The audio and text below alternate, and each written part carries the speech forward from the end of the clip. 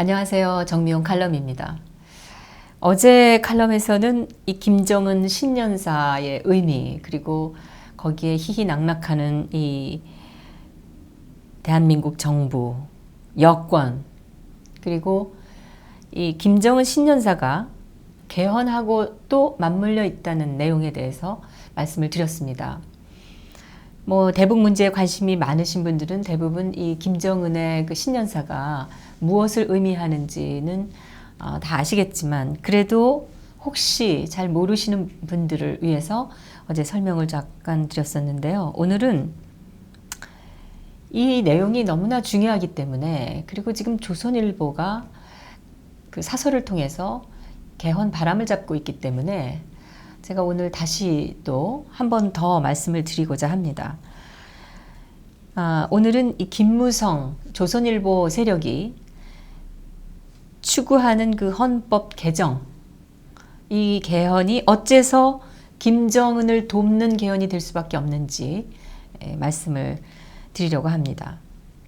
그러니까 이게 어떻게 한미동맹 파괴로 이어지는가 하는 점에 대해서 집중적으로 또 살펴보겠습니다. 다시 말씀드리지만 이건 정말 대한민국의 존재를 좌우할 수 있는 중요한 문제이기 때문에 오늘 연이어서 말씀을 드리는 겁니다. 제가 조금 전에 그 김무성 조선일보 세력이다 이런 말을 썼는데요. 이거는 기본적으로는 정치인 김무성 개인과 조선일보라는 신문 회사를 말씀드리는 것이기도 합니다. 다만 이들이 추구하는 바에 또 동조하는 세력들이 있기 때문에 그들을 통칭해서 부르는 것이라고 보시면 되겠습니다.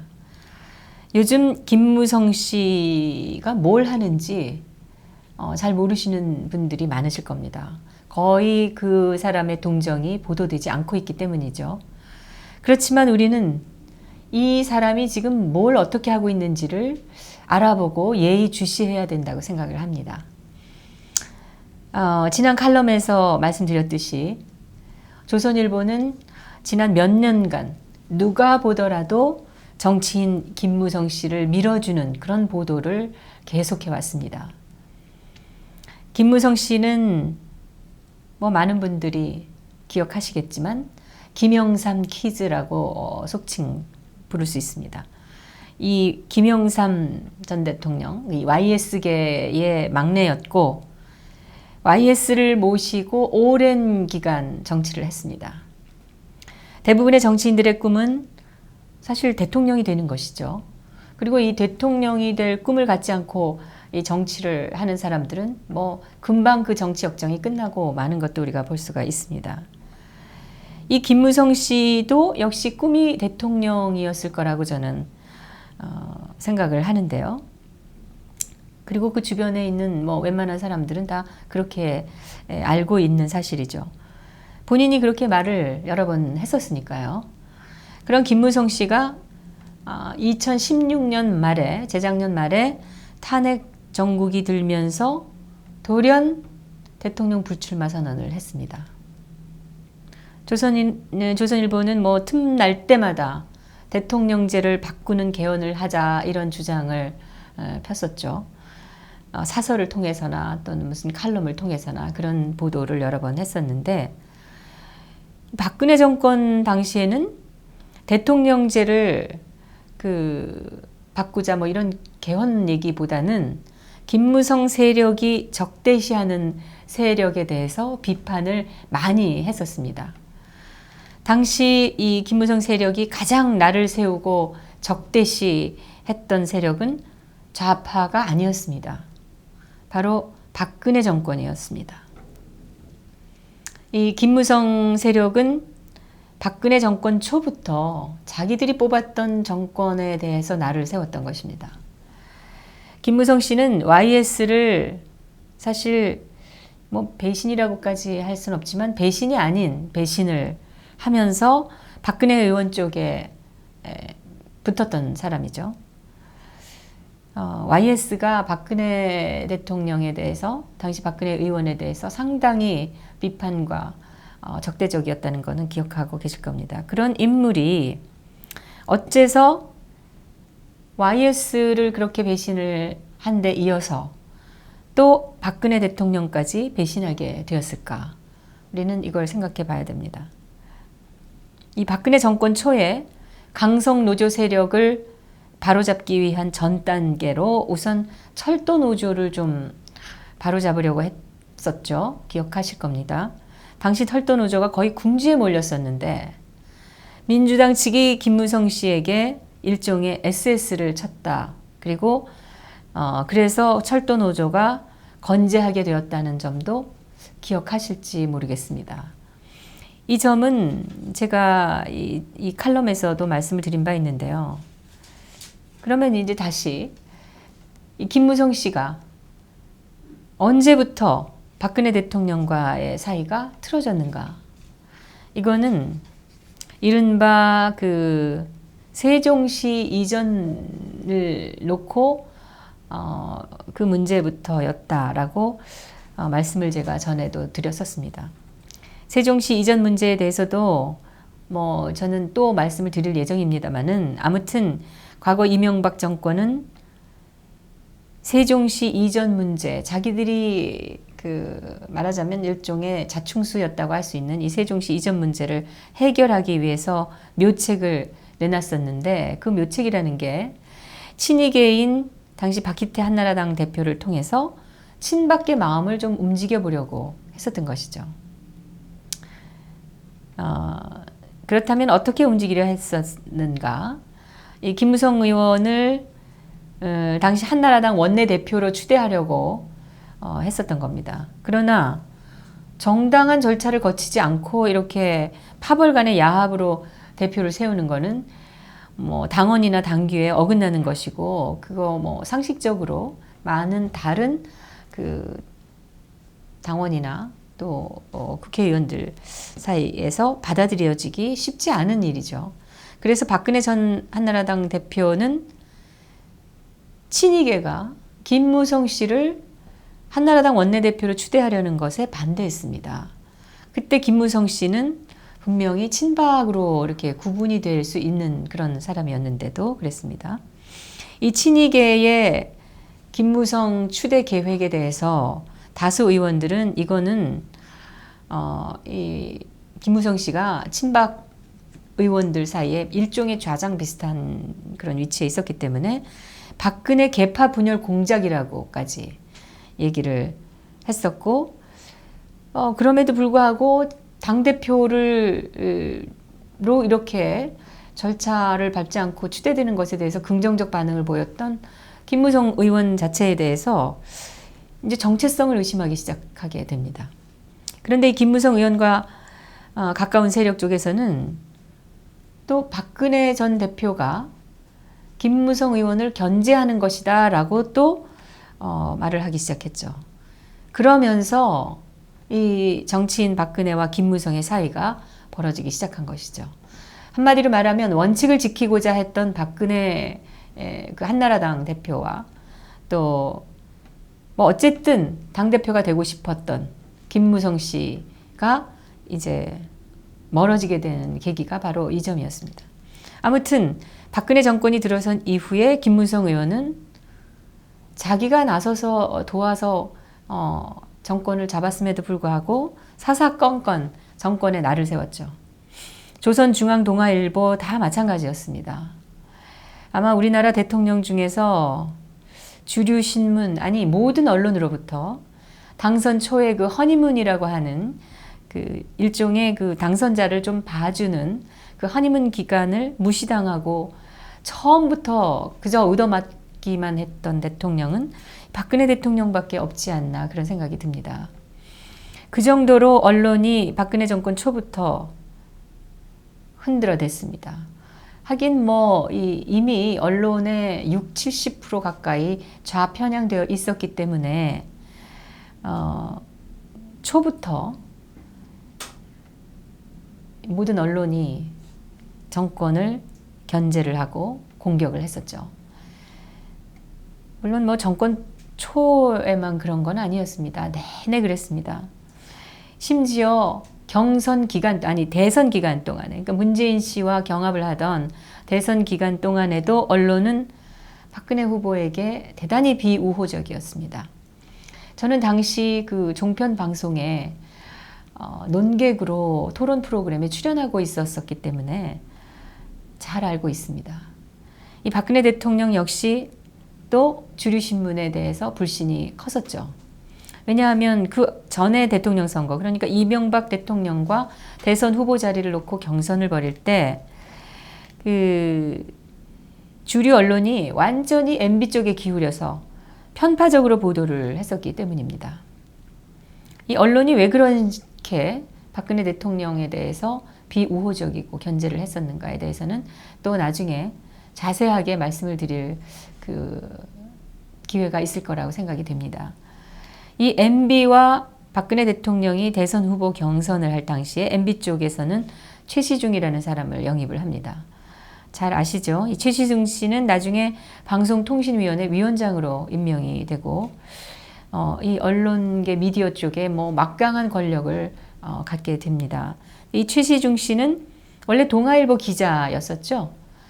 한국갤럽이라는 여론조사 기관 회장으로 나중에 기자에서 이제 갔다가 한나라당 대선 후보 경선을 앞두고 MB 쪽으로 왔습니다. 그래서 이 MB가 대통령 후보로 확정이 되는데 뭐 상당한 기여를 했다. 이렇게 말이 있죠. 아무튼 이 MB와 박 대통령이 대선 후보 경선을 할 때 여론조사 결과가 결정적인 영향을 끼친 것이죠. 그 여론조사를 한국갤럽이 무려 5번이나 했던 사실이 훗날 확인이 됐었는데요. 이 최시중 씨가 회장으로 있던 한국갤럽, 그것도 최시중 씨가 한국갤럽에서 MB 쪽으로 이제 넘어온 그 서너 달 동안에 무려 여론조사를 5번이나 했습니다. MB와 박근혜 후보에 대해서만 이제 그렇게 했는데요. 아시다시피 이명박 정권은 종편을 출범시켰죠. 지금 저는 이 종편이 이 대한민국의 여론을 지금 호도하고 또 대한민국의 이 저질 정치 평론을 확산시키고 왜곡된 그 사실을 왜곡시키는데 큰 기여를 하고 있다고 생각이 들고 대한민국의 국민의식이 발전하는데 이게 과연 도움이 될까라고 대단히 회의적으로 저는 보고 있습니다. 이거는 강력한 우파 정권이 들었으면 없애야 할 이 언론 기관이 아닌가라고 저는 그렇게까지 생각을 하는데요. 그때 이명박 정권이 종편을 출범시켰을 때 그 주도적으로 그 임무를 수행한 게 바로 최시중 씨였습니다. 이런 배경을 보면은 2012년도 대선을 앞두고 종편이 박근혜 후보에게 왜 그렇게 비우호적이었나라는 것을 우리는 조금은 그 이유를 짐작할 수 있습니다. 이 종편의 모기업이라고 할 수 있는 게 바로 조중동이죠. 조중동은 종편 허가 문제 때문에 당연히 MB 정권에 아주 우호적이고 그야말로 아부를 하는 그런 모습을 보였습니다. 뭐 MB 정권에서 또 동아일보 정치부장 출신인 이동관 씨나 조선일보 논설위원 출신인 김효재 씨 이런 분들이 청와대에 요직을 지냈던 거는 뭐 여러 가지 우리가 짐작을 할 수 있는 부분입니다. 조선일보 경우는 김영삼, 김대중이 대통령이 됐을 때 직접 당선 인사를 받기도 한 기관이죠. 물론 선거 전에 조중동의 소위 그 회장들, 사주들이 김영삼, 김대중 후보로부터 인사를 듣는 것은 당연한 건데 근데 이 박근혜 대통령의 경우는 당선된 다음에 또 당선되기 전에 요거는 이제 당선되기 전이죠. 당선되기 전에 조중동을 찾아가지 않았습니다. 그리고 포털 사이트인 네이버와 다음을 찾아갔죠. 네이버나 다음이 여러분 많은 애국 국민들께서는 이 네이버 특히 네이버를 강력하게 성토를 하고 계시고 네이버가 완전히 좌경화돼서 여론 조작 내지는 뉴스 조작을 하고 있다고 의심을 하고 계신데요. 워낙 이 좌파 쪽의 우호적인 이 포탈들이기 때문에 이 박근혜 후보가 찾은 것이 아닐까 생각을 합니다. 아무튼 박근혜 후보는 네이버 다음을 찾아가서 대선 때 제발 중립을 지켜달라는 당부를 전합니다. 조중동의 경우는 사실 네이버나 다음에 비교를 하면은 그 영향력이나 힘이 많이 약해져 있었죠. 지금도 뭐 마찬가지지만 아마 그것도 박 후보가 이 조중동을 찾지 않은 이유가 될지도 모르겠습니다. 늘 대선 후보들로부터 이 방문 인사를 받던 제왕적 신문 권력들, 이 권력들이 박근혜 후보에 대해서 어떤 생각을 과연 했을까 짐작되지 않으십니까? 예상대로 박근혜 정권이 출범하면서 주류 신문은 사사건건 시비였습니다. 그러니까 과거에는 이 보수 정권이 들어서면은 이 조중동 신문은 아무리 그래도 비교적 우호적인 이 허니문 기간을 인정하는 그런 분위기의 보도를 많이 하면서 도움을 준 면이 있는데 이건 뭐 그 좌파 성향의 언론사들보다 더 지금 박근혜 정권을 공격을 한 거죠.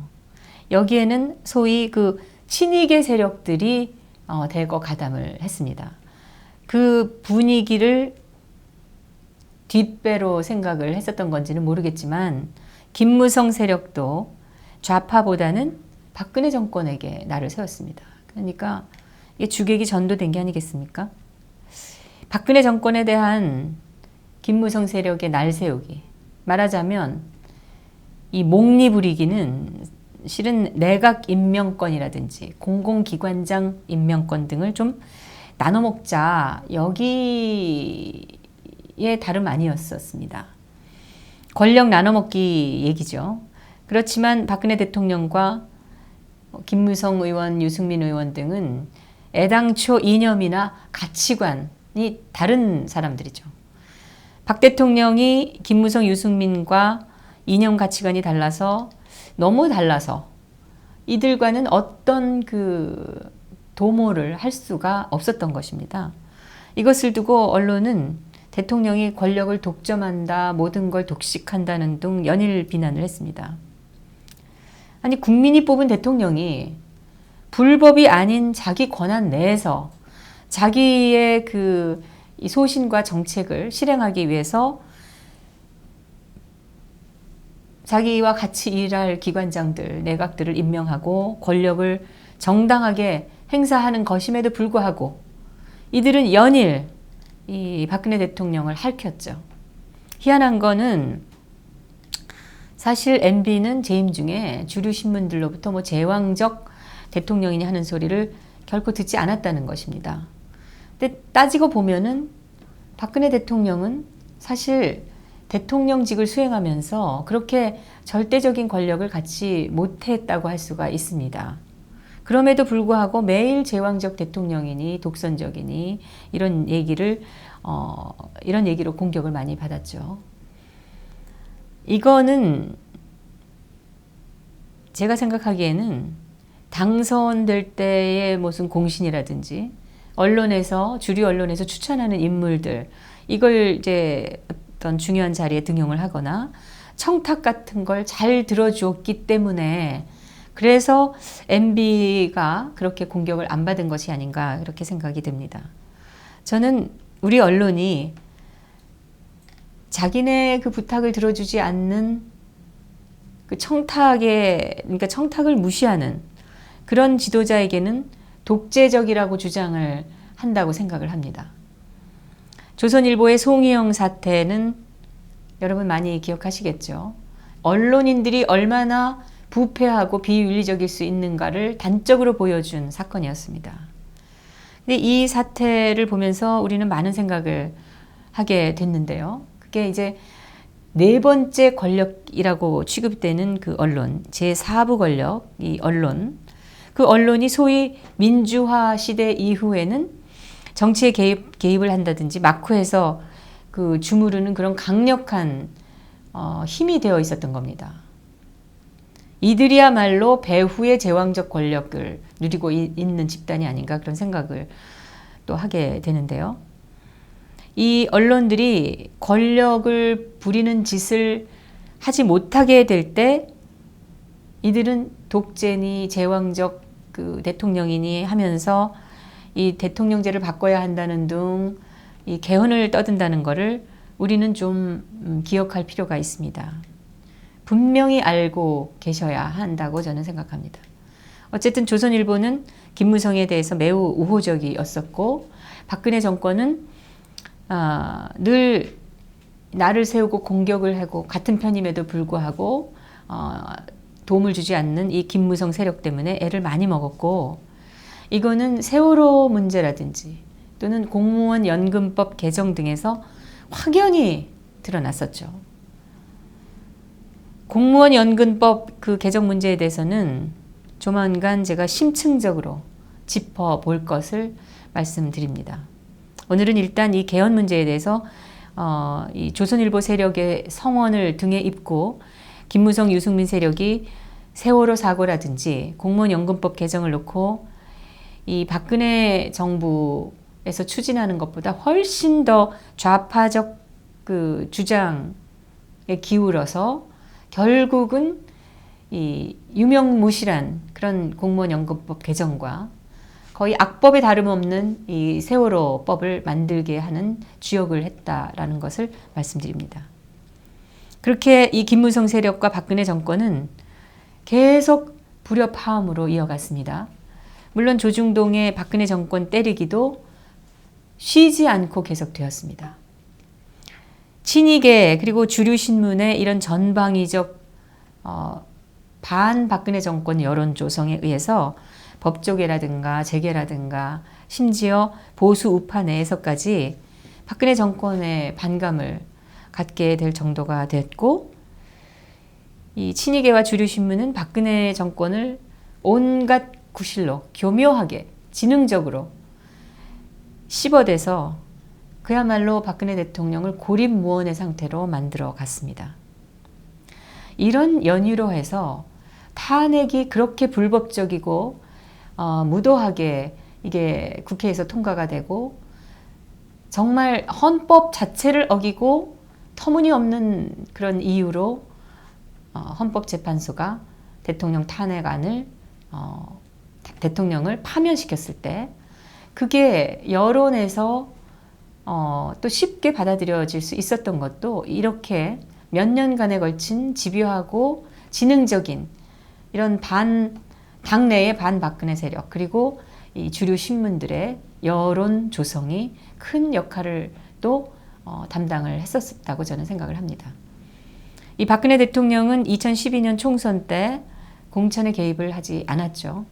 그래서 2012년부터 2016년 사이에 새누리당의 국회의원을 지낸 사람들의 다수는 사실 박근혜 세력이 아니었습니다. 한마디로 해서 지금 뭐 친박 청산, 적폐 청산 떠들고 있지만 실질적으로 구새누리당 그러니까 지금의 자한당 안에 실질적인 박근혜 파, 친박 계열 의원들이 거의 없었다는 것입니다. 그렇기 때문에 대통령이 저렇게 불법적인 구금이 이어지고 또 말도 안 되게 이 임기를 불과 1년도 채 남기지 않은 상태에서 탄핵이 되는데 거기에 적극적으로 나서서 이걸 반대하고 싸운 사람들이 거의 없는 것입니다.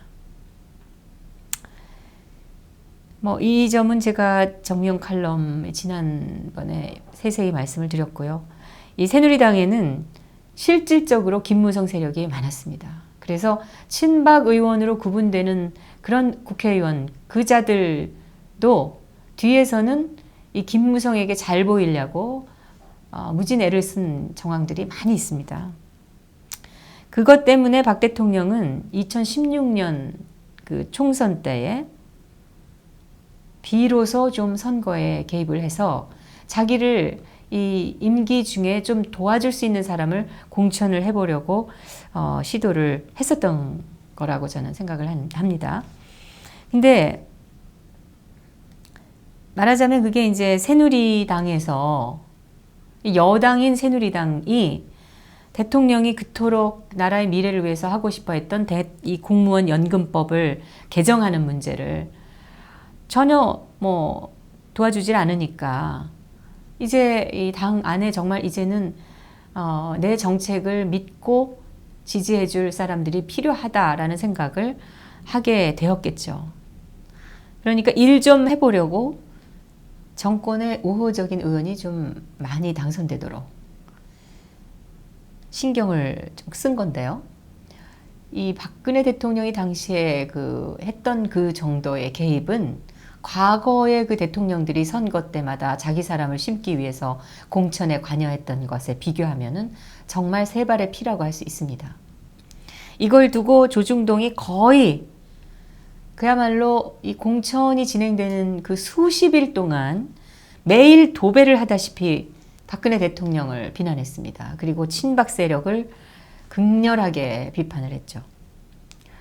수년간 친이계와 주류신문 정치부 기자들의 그 운동 아닌 운동, 여론 선동 조작에 넘어간 보수 우파 내부에서도 김무성이나 주류신문을 비판하기는커녕 도리어 박근혜 대통령이 선거에 개입하려 한다면서 뭐 오만하다느니 실수를 했느니 어쩌니 하면서 떠들었습니다.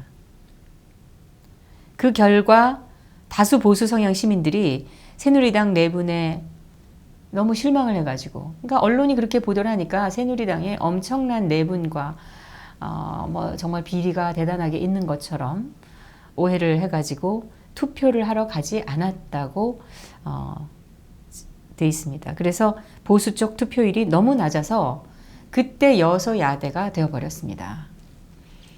그러니까 여소야대, 즉 민주당 쪽이 새누리당 쪽보다 훨씬 당선자가 많아지니까 민주당 쪽은 그때부터 즉각 탄핵 작업에 착수를 했다. 그러니까 음모를 시작했다라고 저는 봅니다.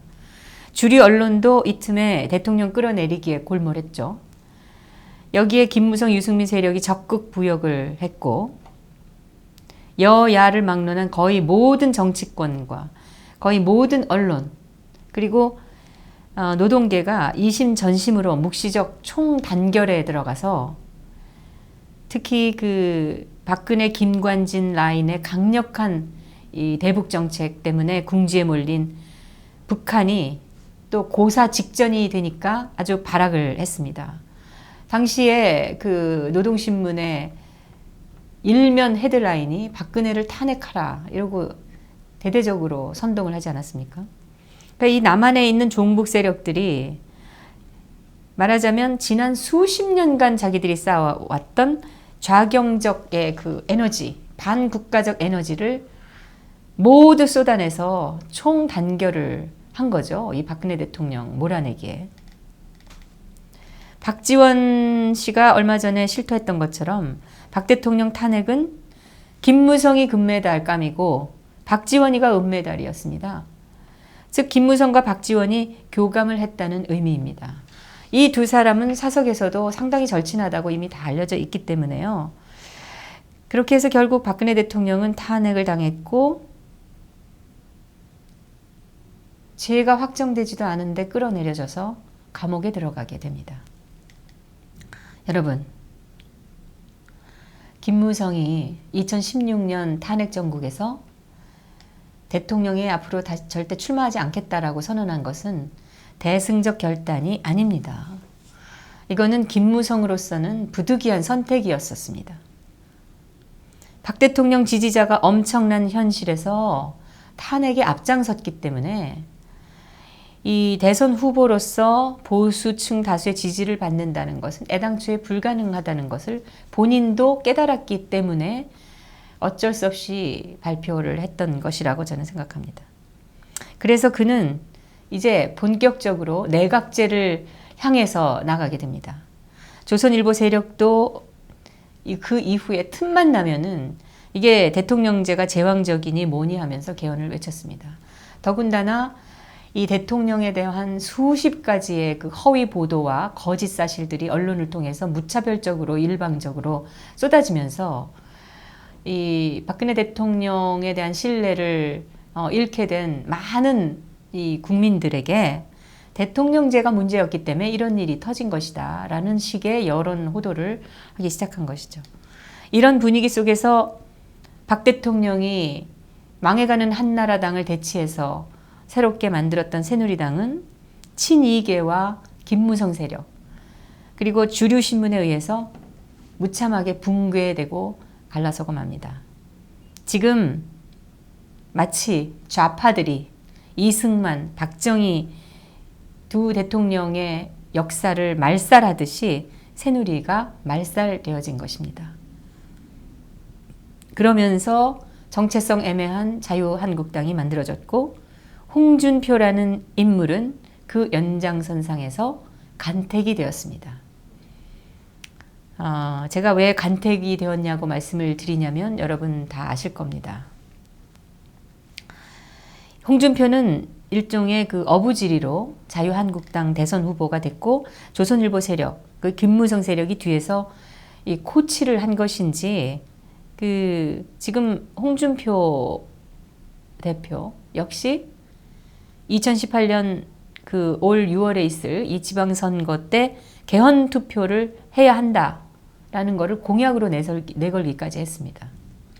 그런데 홍준표는 자기가 당대표가 되고 당내에서 좀 세력이 커지는 것 같으니까 개헌 얘기를 쑥 집어넣어 버렸죠. 아마 이대로 가면은 다음 대선 때 자기가 대통령 후보가 될 수 있을지도 모른다라고 지금 생각하고 있는 게 아닌가 저는 그런 생각이 듭니다. 내각제가 되면은 대통령 후보가 될 수 없으니까 또 공약한 것은 있고 하니까 지금 홍준표 씨는 아주 애매하게 말을 하고 있습니다. 지방선거와 동시에 개헌 투표를 하기는 좀 어렵지 않느냐. 이런 식으로 해서 개헌 시기를 좀 뒤로 미루어야 한다고 이렇게 얘기를 합니다.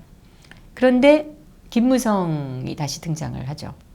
2018년 12월 31일까지 개헌이 반드시 이루어지도록 해야 한다. 이렇게 말을 했습니다. 이것은 올해 지금 지방선거의 공천권을 가지고 있는 홍준표를 건드리지 않으면서 자기 정치 생명을 이어가기 위해서 한 발언이라고 저는 생각합니다. 왜냐하면 이 김무성 씨는 대선 불출마를 선언했기 때문에 대통령제가 존속하는 상황에서는 더 이상 정치를 할 명분이 없습니다. 그리고 나이도 많고 또 다선 의원인데 이 김무성 씨가 대통령을 하지 않을 거면서 초재선 젊은 의원들처럼 공천이나 기다리면서 그렇게 그냥 앉아 있을 수는 없는 노릇이 아니겠습니까?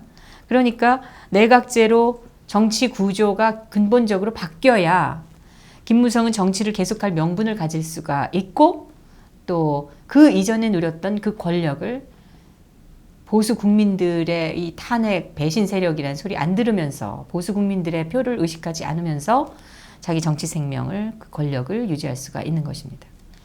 홍준표는 김무성 친이계 세력들의 그 암묵적인 합의에 의해서 간택되어진 인물입니다. 다시 말씀드리지만 그래서 엄밀히 우리가 살펴보면 이 홍준표 세력이라는 게 없습니다. 하지만 어쨌거나 이 다가오는 지방선거의 공천권이라는 어마어마한 그 권력을 가지고 있고 김무성은 공천권은 없지만 자유한국당을 사실 실질적으로 움직이는 큰 손이다 이렇게 볼 수가 있습니다. 특히 조선일보 세력이 적극적으로 응원을 하고 있죠. 이게 지금 이 대한민국 정치권의 구조다 이렇게 제가 말씀드릴 수 있습니다. 홍준표와 김무성은 서로 속셈이 다릅니다. 하지만 어쨌든 한 배를 탔고 당분간 같이 갈 수밖에 없는 5월 동주라고 할 수 있습니다. 그런데 지금 더불어민주당 쪽에서는 홍준표 씨에게 개헌 약속 지켜라. 이 좌파적 개헌을 하기 위해서 지금 계속 요구를 하고 있습니다. 언론, 방송, 여론조사계를 이미 다 장악을 한 이 문재인 정권은 이런 여론을 등에 업고 지금이야말로 자기들 입맛대로 연방제 통일을 반드시 완수하기 위해서 좌파적 개헌을 할 절호의 기회, 그리고 이게 마지막 기회라고 아마 보고 있을 겁니다. 그렇기 때문에 이들이 적극적으로 국민의 여론을 호도하고 있고, 또 다수의 국민들은 여기에 넘어가서 이 개헌이 좀 필요하다라는 쪽으로 지금 가고 있습니다. 이 상태에서 개헌이 있을 경우에 필연적으로 좌파적 사회주의적 개헌이 될 수밖에 없는 것입니다. 어떤 식으로 개헌 논의가 있든 일단 개헌이라는 게 가시화가 되면 여론을 등에 업은 이 문재인 표 개헌 쪽으로 기울을 수밖에 없고요. 이런 개헌을 지금 자유한국당의 형편으로는 막을 수가 없습니다. 막기는 뭐 천만의 말씀이죠. 여러분, 이 더불어민주당이 노조에 유리하고 또 대기업의 목을 조이는 이 법인세 인상 같은 걸 하고, 또 대한민국의 근본적 이 자유민주 체제를 지금 뒤흔드는 그런 개헌안을 이런 걸 마련을 한다 해도 자유한국당은 사실 지금까지 그 몇 달 동안에 문재인의 정책을 하나도 막지 못했던 것처럼, 사실 뭐 막지 못한 것도 아니고 아예 법인세를 인상한다는 표결이 있는지도 모르고 국회 본회의장에 오지도 않았죠. 이런 당이 뭘 할 수 있겠습니까? 지금 자유한국당의 숨은 실세는 김무성입니다. 김무성 씨 동정은 잘 나오지 않고 있지만 지금 뒤에서 자한당을 움직이고 있다. 저는 이렇게 봅니다. 조선일보 세력과 김무성 세력이 원하는 대로 박 대통령은 탄핵되고, 탄핵이 아니죠, 파면되고 구속되었습니다. 그리고 김무성은 보수 성향의 시민들 눈속이기 위해서 바른정당으로 잠시 갔다가 버젓이 자유한국당으로 돌아와서 지금 버티고 있습니다. 탄핵 주역 김성태가 원내대표가 돼서 지금 홍준표와 짝짝꿍을 하고 있죠. 앞서도 말씀드렸지만 조선일보 세력과 김무성 세력은 권력 나눠먹기 차원에서 박근혜 정권을 비토했고 탄핵에 앞장섰습니다. 박 대통령과 그 세력을 말살하느라고 이 조선일보 세력과 김무성 세력은 문재인 정권이 들어섰을 때 어떤 일이 일어날지를 짐작하면서도 그 위험성마저도 아랑곳하지 않았습니다. 권력의 눈이 먼 것입니다. 정체성을 상실한 것이죠. 그래서 시중에서는 문재인 정권 탄생의 1등 공신이 바로 조선일보와 김무성 세력이다, 이렇게 공공연히 소문이 돌고 있습니다. 조선일보와 김무성 세력은 권력 획득을 위해서 탄핵의 앞장을 섰고 문재인 정권을 만들어줬고 지금도 그 권력 획득을 위해서 개헌을 떠들고 있습니다. 그렇게 조선일보와 김무성 세력이 지금 한껏 띄워놓은 이 개헌 여론을 문재인 세력이 이제 이용하려는 게 보입니다. 물론 문재인은 자기가 대통령이니까 겉으로는 적극적으로 개헌에 앞장서는 것 같지는 않아 보입니다. 그러나 지금 민주당은 이미 개헌안 초안을 자기들 입맛대로 다 만들어 놓았고 본격적으로 이 개헌안 작성에 들어갔습니다. 이제서 깜짝 놀란 이 조선일보는 좌파식 개헌을 하면 어떤 위험성이 있는지를 자꾸 지적을 하면서 그건 안 된다 이렇게 하지만, 또 대통령제를 바꿔야 한다는, 그래서 개헌을 해야 한다는 소리는 또 떠듭니다. 그러니까 조선일보는 이른바 그 원포인트 개헌, 그러니까 대통령제만 바꾸는 개헌을 해야 한다라고 주장을 하고 있는데, 그것은 결국 마찬가지 개헌을 하자는 주장이기 때문에 이 좌파들의 개헌 주장하고 맞물려서 개헌 당위성만 높여주게 될 것입니다. 지지율이 높은 문재인 정권 하에서 벌어지는 개헌은 결국 좌파적 개헌이 될 수밖에 없습니다. 지금 사실 문재인 정권이 지지율이 높다는 것도 우리는 엄밀히 지금 정확한 사실인지를 확인할 수가 없고, 저희가 그 여론조사에 대한 그 응답률이나 이런 거를 보면서 이거는 여론 조작과 마찬가지로 실제적인 여론을 반영하고 있지 않다라고 주장을 하지만 많은 관심이 없는 국민들은 그걸 또 믿기 때문에 이런 문제들이 생깁니다. 저는 그렇기 때문에 이런 좌파식 개헌이 될 수밖에 없기 때문에 조선일보 세력과 김무성 세력은 아예 지금은 개헌 주장 자체를 하지 말아야 된다고 생각을 합니다. 이들이 멀쩡한 대통령을 부당하게 파면을 시키고 지금 죄가 확정되지 않은 상태에서 감옥살이를 몇 달째 지금 하게 만든 그 원죄로 지금 문재인 정권을 탄생하는 그런 공신이들이 됐는데 이제 개헌에 앞장서서 결국 좌파적 개헌이 가능하게 김정은이 원하는 대로 개헌이 이루어지도록 만든다면은 이들은 대한민국 역사에 천추의 역적이 될 것이라고 저는 봅니다. 근데 문제가 지금 하는 꼴들을 보면 조선일보 세력은 이 개헌 주장의 고집을 꺾지 않을 것 같습니다. 조선일보와 김무성 세력의 권력 야욕 그리고 이 미래를 내다보지 않는 고집들이 문재인 정권을 탄생시켰듯이 조선일보 세력이 대통령제를 개헌해야 된다라고 주장하는 게 결국은 그 고집이 좌파적 개헌으로 귀결이 될 경우를 우리는 정말 걱정하지 않을 수 없습니다.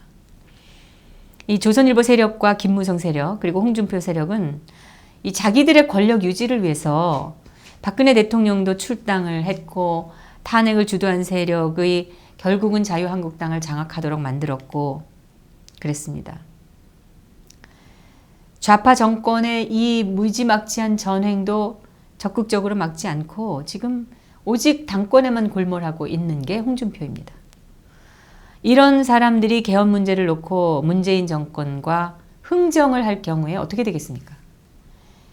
박 대통령을 출당함으로써 좌파들의 탄핵 주장을 정당화시켜준 자유한국당의 세력들이 좌파 정권과 개헌 협상을 하면 반드시 자기들 이익 위주로만 개헌을 협상할 것이기 때문에 이익에 영향을 주지 않는 한 좌파 세력들의 주장을 상당 부분 들어줄 것이라고 생각합니다.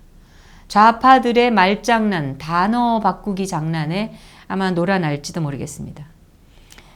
구조적으로 지금 그렇게 되어 있습니다. 조선일보 세력도 일전에 그랬듯이 여하튼 어떤 시기로든 일단 김무성 세력이 집권할 수만 있다면 다른 부분에 대해서는 적당히 침묵을 할 것이라고 저는 생각합니다. 이들이 언론의 윤리라든가 책임을 잊은 지는 이미 오래되었습니다. 그래서 문재인 정권 내에서 이 개헌이라는 것은 결국 좌파적이 될 수밖에 없고 이것은 그렇기 때문에 김정은이 원하는 대로의 그런 개헌이 될 것입니다. 김정은이가 신년사에서 대한민국을 향해 한미 동맹을 깨고 친북하라, 연방제를 하자라는 취지의 발언을 했는데 이것은 이 대한민국 사회에서 지금 거의 실현이 되고 있는 이 황망한 상황입니다. 우리는 연방제를 실현 가능하게 만드는 개헌으로 다가가려고 하고 있습니다. 조선일보 김무성 세력이 자기들의 권력 야망 때문에 야망이라고 보기에는 야욕 때문에 결국 좌파 개헌에 부역을 하고 그렇게 되면 이것이 결과적으로 김정은이 원하는 세상으로 가게 될 것이다 라고 말씀을 드립니다.